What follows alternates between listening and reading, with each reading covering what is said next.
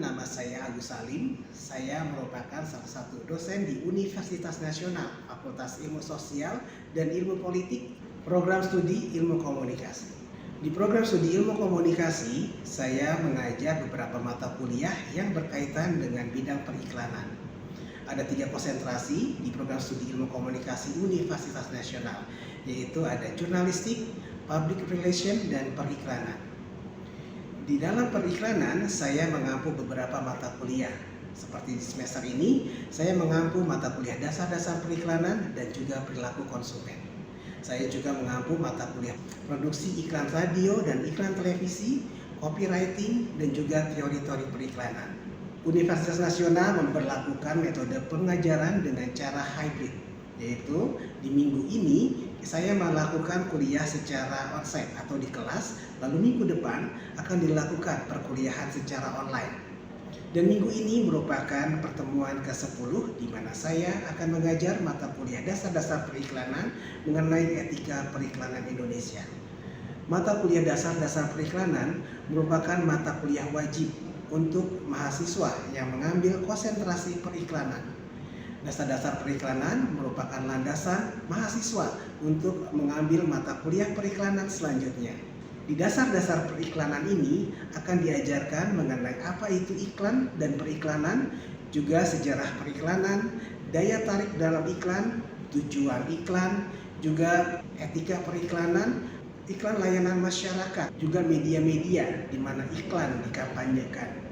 Jadi dengan harapan mahasiswa yang mengambil mata kuliah dasar-dasar periklanan sudah terbiasa dengan mata kuliah selanjutnya. Dalam periklanan ada mata kuliah copywriting, media planning and buying, di mana semuanya sudah dikenalkan secara singkat di mata kuliah dasar-dasar periklanan. Berikut merupakan kegiatan saya di kelas, mengajar mata kuliah dasar-dasar periklanan dengan tema etika periklanan Indonesia. Selamat siang teman-teman semua, kita masuk ke mata kuliah dasar-dasar periklanan. Saat ini kita sudah masuk ke minggu 10 yang artinya kita onsite, yaitu ada di kelas. Seperti biasa, saat ini kita akan membahas tentang etika pariwara Indonesia. Kenapa etika itu penting?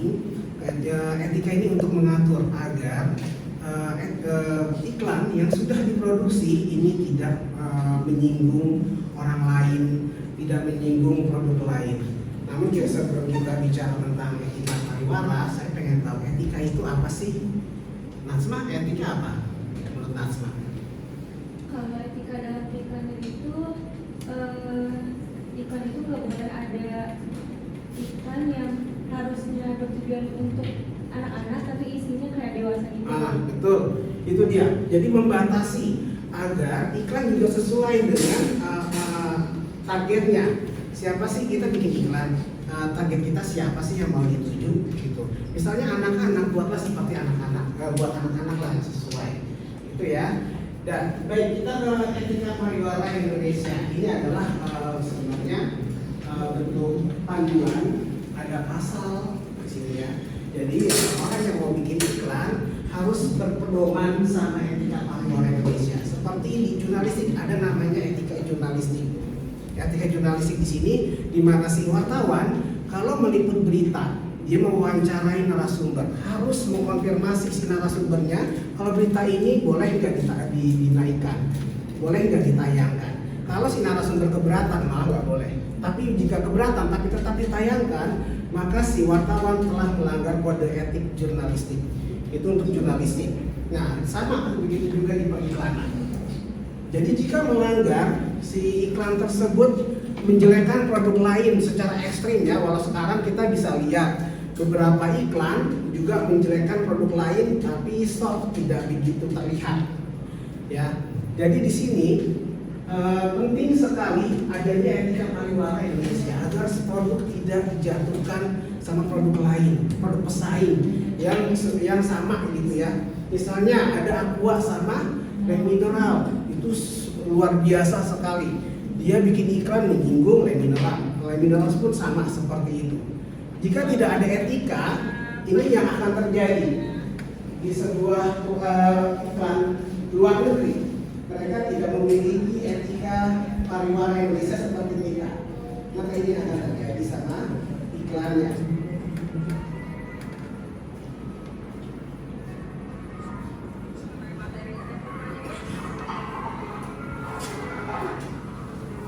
Si anak mengambil 2 kaleng Coca-Cola.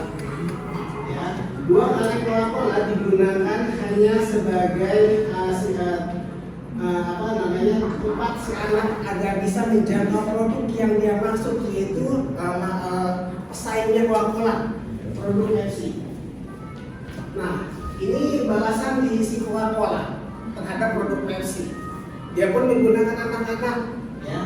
Dilihat anak-anak ini akan ambil produk Pepsi, tapi produk tersebut akan diinjak sama si anak untuk mengambil produk Coca-Cola. Inilah kalau jika iklan tidak memiliki etika atau peraturan yang bisa digunakan sebagai landasan mereka saat produksi iklan. Jadi seperti ini.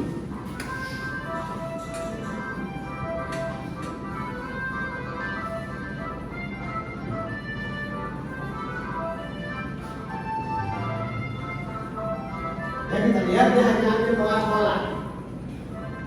Kalau iklan sebelumnya yang Pepsi, Coca-Colanya ditinggalin begitu aja. Cuma kalau ini Pepsi dikembalikan di tempat awal semula.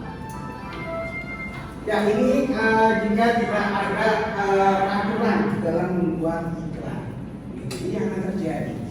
Makanya perlu sekali etika. Etika ini adalah aturan yang sebenarnya sudah kita terima dari lahir, dari kita masih kecil, orang tua kita sudah mengajarkan kepada anak-anaknya. Nah, nanti kalau sudah besar, kamu jadi anak yang sopan ya.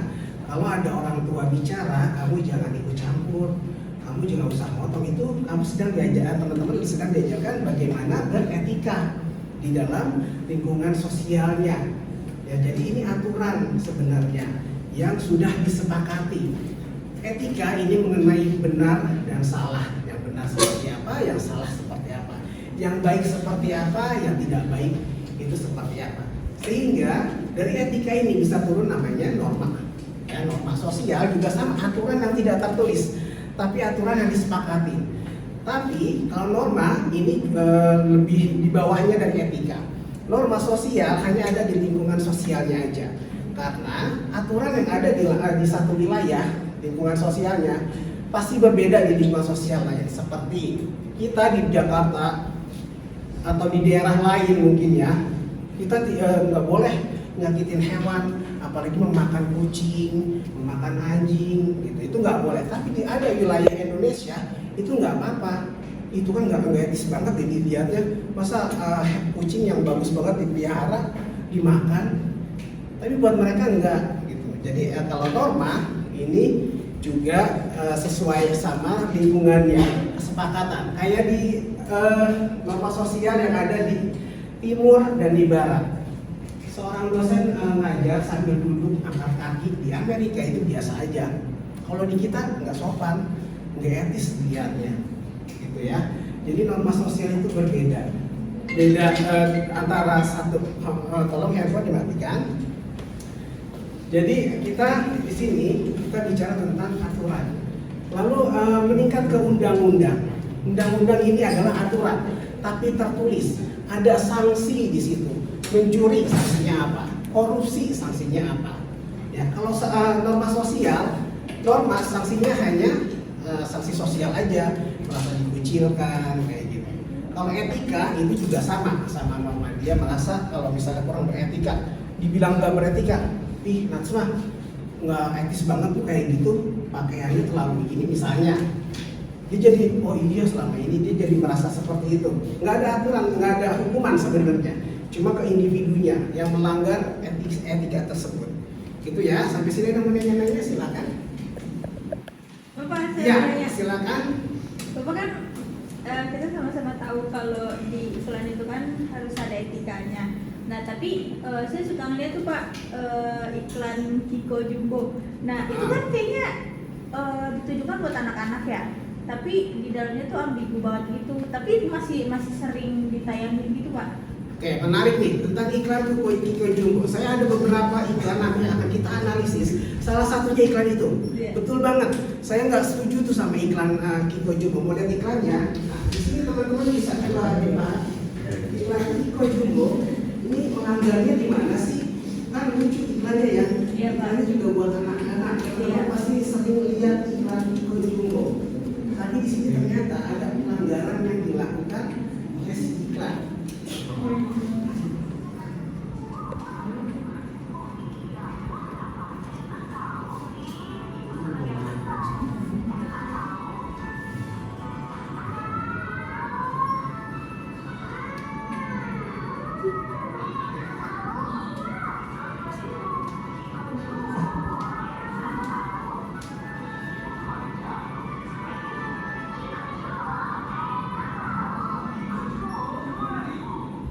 Oke, kita analisis dulu ya sebentar iklan Kiko Jumbo. Iklan ini hanya kita kalau lihat tanpa kita sadarin, misalnya teman-teman yang ada di periklanan, dilihat iklan tidak hanya sekedar iklan, tidak hanya sekedar ini promosi produk, ini hanya tentang produk, bukan. Tapi kita harus mengkritisi iklan tersebut. Kenapa? Kan teman-teman di sini mahasiswa, bisa angkat ini jadi skripsi teman-teman, buat diteliti. Ternyata ada pelanggaran kode etik pada iklan Kiko Jumbo. Pelanggarannya di mana sih? Saat si anak bilang simpenan, itu sangat melanggar, ya. Itu nggak boleh diucapkan. Jadi ada kata-kata yang sebenarnya nggak boleh diucapkan. Simpenan yang jumbo. Simpenan yang jumbo ini punya konotasi yang agak berbeda. Buat orang dewasa akan berpikir itu konotasinya ke seksual, ya. Konotasinya ke seksual bisa.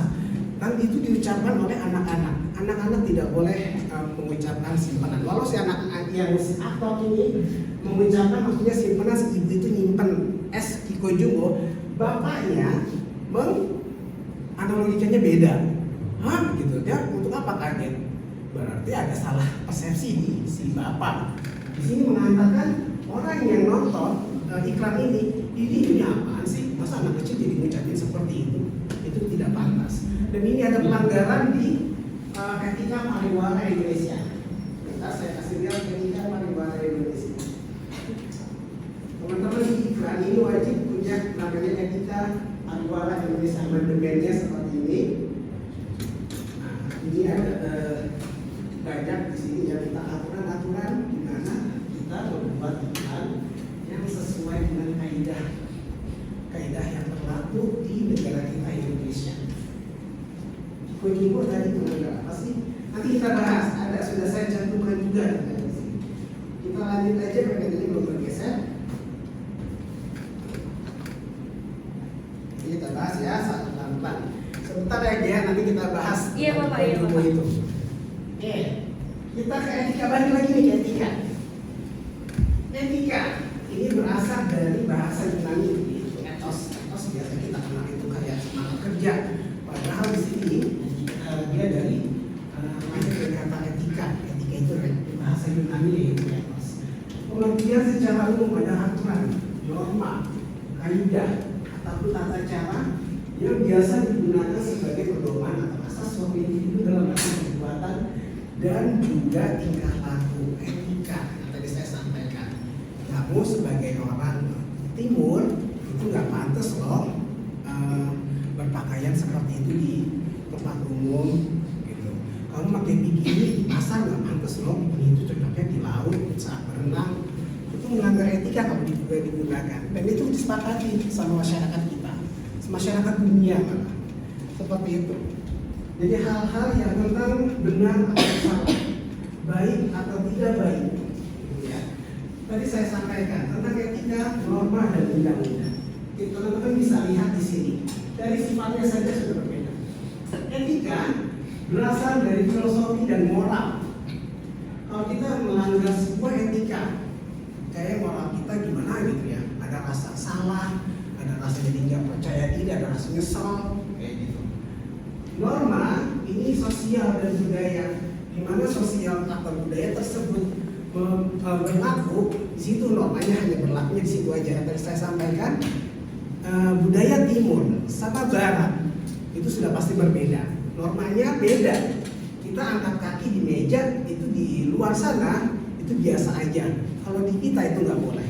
Dan beberapa negara pun seperti itu. Yang kita anggap sopan ternyata nggak sopan di sana. Ada negara Rusia Di Rusia kita senyum sama orang itu nggak pantas, nggak boleh. Kita nggak boleh senyum sama orang. Padahal kalau di sini senyum sama orang itu ramah, gitu ya. Nah kayak gitu. Jadi normanya berbeda antara satu negara dengan negara, tergantung dengan sosial dan budayanya. Nah dari aspek sumber pikiran dan kesadaran manusia, kita sadar kalau yang salah itu salah. Kita sadar yang benar itu benar, makanya kita lakukan. Terus kalau kegiatan norma ini kebiasaan masyarakat yang sudah dipercaya, kebiasaan adatnya, gitu. Makanya biasanya seri masyarakat tertentu ini sudah pasti berbeda normanya, kebiasaannya. Lalu undang-undang ini yang dibuat oleh negara sama legislatif. Dia ada susunan, ada pasal-pasal, di sini bisa dilihat.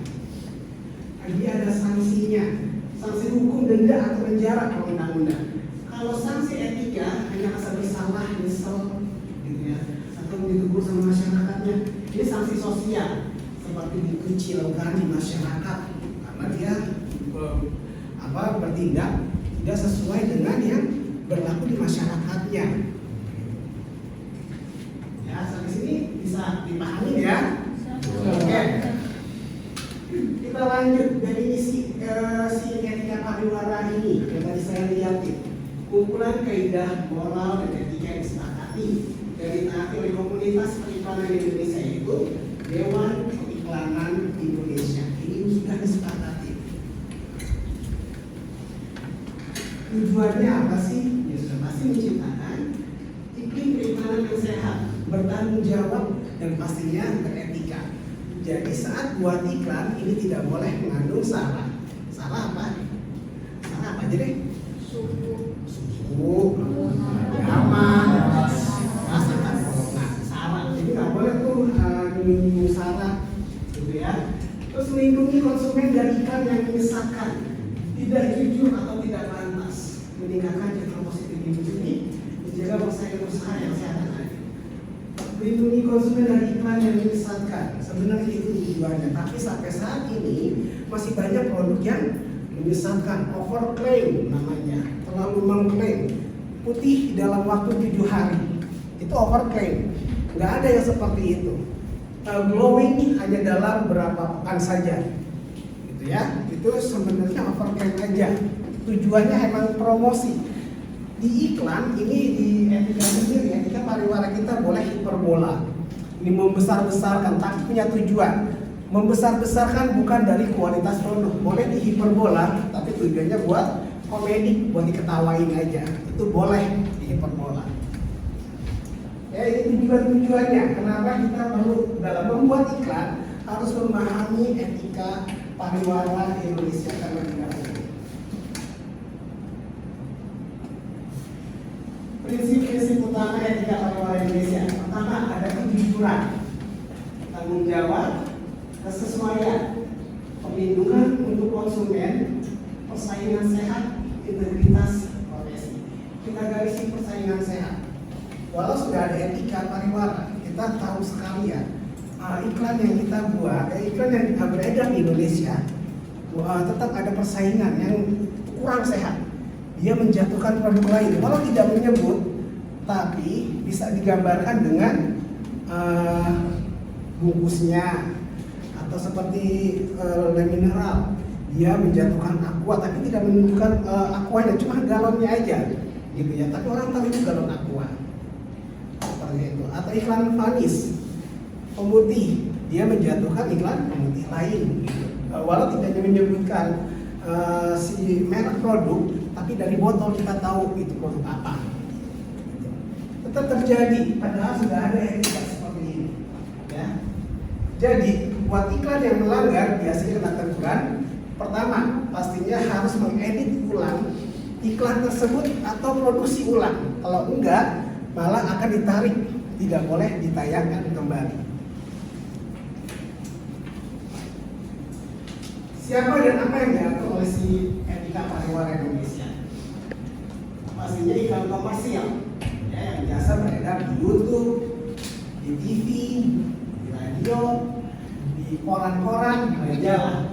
Lalu iklan layanan masyarakat juga diatur. Promosi penjualan, Branded content atau native ad ini seperti berita, kita nggak nyadar sebenarnya itu adalah iklan, gitu ya. Terus iklan digital, media sosial, banner, video ads juga, si influencer marketing ada di FP ini. Maksudnya sanksi-sanksi buat mereka juga ada. Aturan-aturan apa yang harus mereka lakukan ada di FP ini, di Etika Pariwara Indonesia.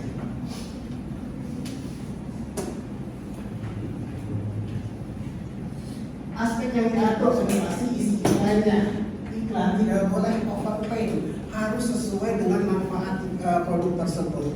Gitu.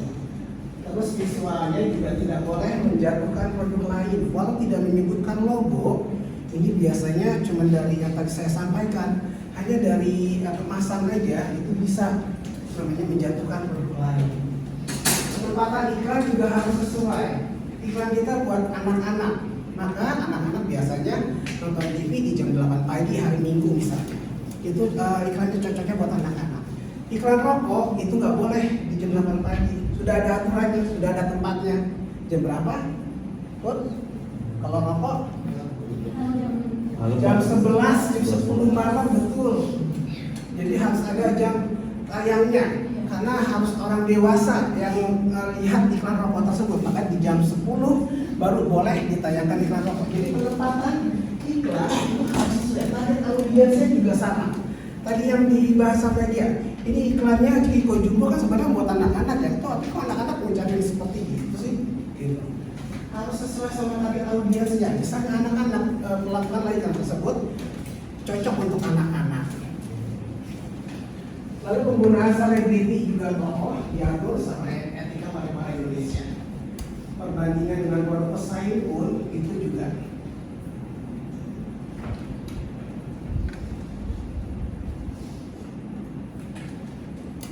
Iklan harus jujur dan tidak boleh misalkan ini ada beberapa pausa yang tadi teman-teman bisa download Etika Pariwara Indonesia nya sudah saya taruh di materi perkuliahan kita di online. Dia ada di web kuliah di pertemuan 10 itu ada materinya juga ada Etika Pariwara yang teman-teman bisa download. Bisa dibaca ya. Nah, salah satunya ini ada berapa nih saya paparkan di sini. Iklan harus di pausa 1, 2, 1. Iklan harus disajikan dengan bahasa yang mudah dipahami dan tidak menyesatkan khalayak. Iklan tidak boleh merendahkan produk pesaing. Nah, yang tadi di Jumbo, yang tadi dibahas sama dia, butir set tidak boleh menggunakan bahasa atau percakapan yang tidak pantas diucapkan oleh anak. Sebenarnya itu juga ini melanggar klausa 1.29.4 butir set. Ya, bisa nih dibawa kita komplain produknya. Iklan seperti advertorial, native ads harus mencantumkan bahwa tayangan tersebut adalah iklan dan mencantumkan tanda sponsor, tanda pagar lalu sponsor. Teman-teman mungkin pernah lihat di kompas.com atau narasi dia mengangkat salah satu tokoh politik. Bukan berarti si Kompas pro ke tokoh politik tersebut, tapi sebenarnya itu hanya iklan aja karena biasanya dia ada tagar namanya sponsor. Oke, sampai sini ada pertanyaannya enggak? Kalau ada yang lainnya, kita lanjut ke kita coba yuk kita analisis, kita bahas beberapa iklan di sini buat teman-teman semua biar lebih paham sama Etika Pariwara Indonesia. Ini ada beberapa iklan di sini bisa dilihat. Pertama saya akan tayangin. Nah ya, tadi Kiko Jumbo udah, ternyata Kiko Jumbo ini melanggar bahwa anak-anak tidak boleh mengucapkan bahasa yang tidak sesuai diucapkan oleh si anak. Itu sudah diatur. Kita lanjut. Iklan manis terlebih dahulu.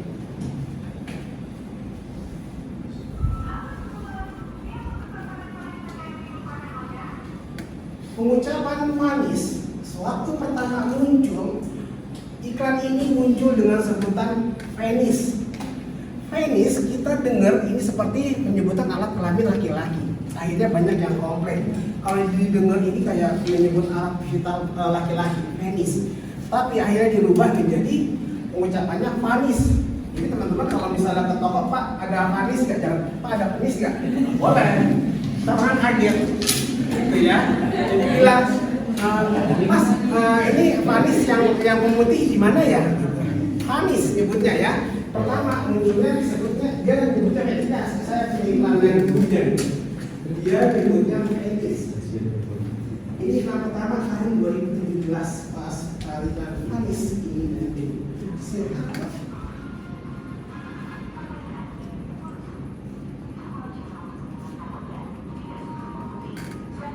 Penis.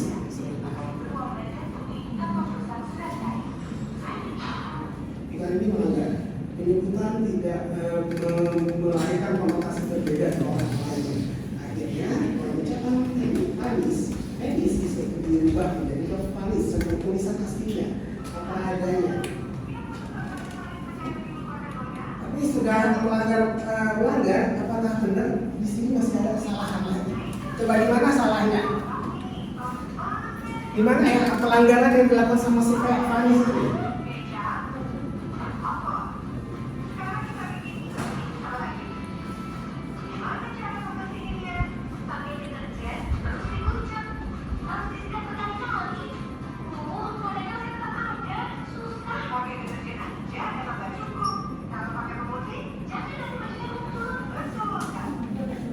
Saat dia menunjukkan memutih, dia menunjukkan botol by clean. Kita sudah tahu itu botolnya botol by clean. Itu sama aja menjatuhkan produk lain.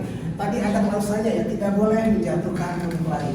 Jadi ini iklan melanggar etika pariwara Indonesia. Ya. Oke, di sini ada lagi.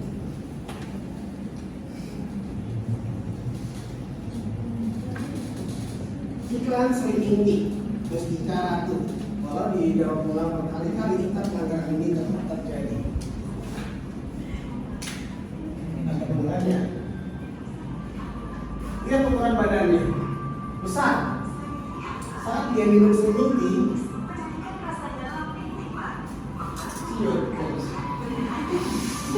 apa yang dijual? Kalah kan? Nah, apa sih dijual sama si iklan ini? Ngurusin. Saya buka korbannya loh, saya bergemuk begini udah minum sendiri nggak kurus-kurus. Jadi dia melakukan overclaim. Nah, Cak sampai ketawa. Dia melakukan overclaim. Ya, orang minum teh aja nggak akan kurus kalau nggak olahraga, mageran. Misalnya cuma scroll TikTok aja tiap hari. Tapi habis pengennya gemuk, mimpi. Minumnya Slimming Tea aja Pak. Saya sambil scroll TikTok aja. Itu nyimpi, nggak boleh kayak gitu. Tetap ada usaha minum Slimming Tea, tapi tetap puasa misalnya intermittent puasa itu kurus, betul. Tapi bukan karena Slimming Tea-nya. Nah dia melakukan namanya overclaim, gitu ya, overclaim. Jadi dia mengklaim terlalu berlebihan, manfaat tidak sesuai dengan yang diiklankan. Ini adalah pelanggaran. Pelanggarannya pasal berapa bisa dilihat di etika pariwara, sudah saya share di kuliah, gitu ya. Oke, ada beberapa lagi yang saya kasih tahu. Mungkin teman-teman selama ini nggak kira ini biasa-biasa aja. Mulai sekarang teman-teman harus mengkritisi iklan tersebut. Lihat ada pelanggaran apa yang dilakukan iklan. Ini jagoannya.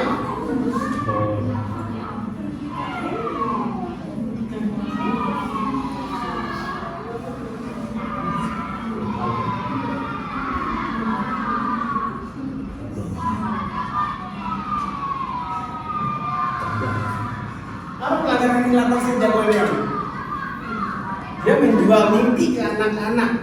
Kalau makan permen jagoan yang dia bisa melompatin jurang, anak-anak ini bisa nggak dia mencontoh iklan ini? Gitu ya. Misalnya lagi jalan sama teman-temannya berisma, pakai sepeda, boleh iklan jagoan. Kita minum aja jagoan yang kita bisa tuh nyebrang ke kali situ, nyebrang ke kali situ, kita dilahi nggak kelihatan ketemu kan? Makanya iklan itu juga harus hati-hati, apalagi tokohnya anak-anak ini bisa mencontoh dengan mudah. dia peniru paling handal anak-anak itu ya. Jadi apapun yang tersaji di iklan dia bisa mengikuti. Gitu. Pernah ada kasus seorang anak itu lompat dari apartemen karena dia mencontoh Superman bisa terbang. Gitu. Dia pakai kain, dia lompat. Itu bahayanya. Apalagi iklan yang sering diputar di televisi. Anak-anak selalu nonton, gitu ya. Oke, jadi ada lagi nih. Ini coba iklan billboard. Billboard ini sebenarnya kita sudah turun. Ada pelanggaran nggak sih di iklan ini? Coba dilihat. Lucu ya? Ditutup.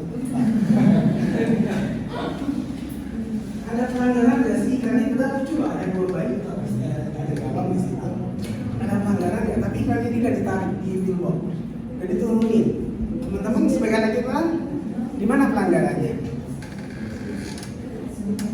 Pelanggaran yang dilakukan satu iklan yang produknya bukan membuat anak-anak apa gigi batita baik di bawah 3 tahun, ya harus didampingi sama orang tua. Nggak boleh dua-duanya ada di situ tanpa ada orang tua. Ada di etika pariwara. Jadi kalau membuat iklan yang mencantumkan anak, apalagi anak yang batita bawah 3 tahun yang masih sangat bayi, itu wajib didampingi orang tua, ayah sama ibunya harus ada di situ sebenarnya. Makanya iklan ini melanggar, nggak bagus kita harus seperti ini. Karena ini produk juga bukan buat anak-anak. Anak-anak seumur ini harus minum pasir ASI, ya, bukan mineral seperti ini. Oke, ada lagi nih yang lebih heboh. Iklan dari poster. Ada yang tahu Holy Wings? Sekarang ada dulu Holy Wings. Kalau saya kira dulu jual sayap ayam, ataunya bukan sayap surga, katanya Holy Wings. Kita bisa melayang kemana-mana kalau masuk ke situ. Sebuah klub ya, Holy Wings. Dia menjual minuman beralkohol, kan? Dia menjual minuman beralkohol. Konfirmasi dari situ juga kenapa buat iklan ini karena penjualan Gordon's yang warna putih ini agak turun. Makanya dia bikin orang yang pakai nama Muhammad cukup pakai bawa KTP dapat tuh gratis itu Gordon secara gratis. Hanya bawa KTP aja. Ini menghina Muhammad yang kita kenal di Muslim itu adalah sebuah orang tokoh ya, panutan kita gitu. Sama begitu juga Maria, wanita suci yang dipahami sama agama Kristiani ini disandingkan dengan alkohol. Walau nama Maria dan Muhammad ini umum, tapi dengan mencantumkan Muhammad, Maria konotasinya jadi berbeda. Ini menyinggung agama, kan nggak boleh menyinggung sara. Seperti itu. Jadi sampai sini bisa dipahami ya. Demikian gambaran singkat dari kegiatan saya sebagai pengajar di Universitas Nasional Program Studi Ilmu Komunikasi Konsentrasi Periklanan. Terima kasih.